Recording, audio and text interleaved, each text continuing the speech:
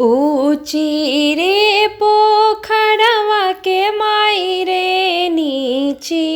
एक घटिया ताहाँ आयुष हो बरुआ करे आसना नावा ताहाँ आयुष हो बरुआ करे आसना नावा करे आसना नावा हो बरुआ कान्हे फेरे हाथावा करे आसना नावा हो बरुआ कान्हे फेरे हाथावा बिना रे जाने हुआ के बाबाजी नाही शोभे कानावा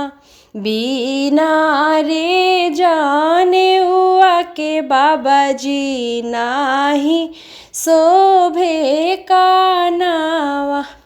आरे आरे आयुष हो बरुआ काहे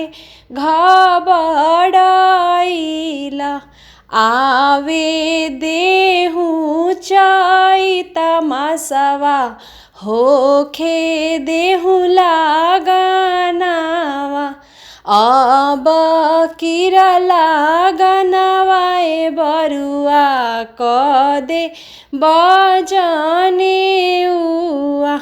अब किरा लागनवा ए बरुआ कदे बजने उआ ऊँची रे पोखरवा के माई रे नीची एक घटिया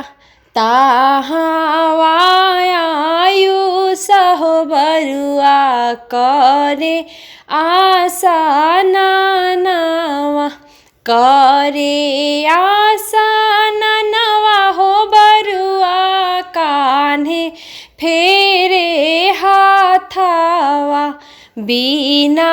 रे जाने हुआ के पापाजी नाही शोभे कानावा बिना रे जाने हुआ के नाना जी नाही शोभे कानावा बिना रे जाने हुआ के मामा जी नाही शोभे कानावा आरे आरे आयुष हो बरुआ काहे घबड़ाइला आवे देहु चाई तमासवा होखे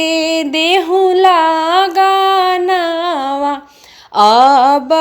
किरा लागनावा ए बरुआ कदे बजने उआ अब किरा लागनावा ए बरुआ कदे बजने उआ।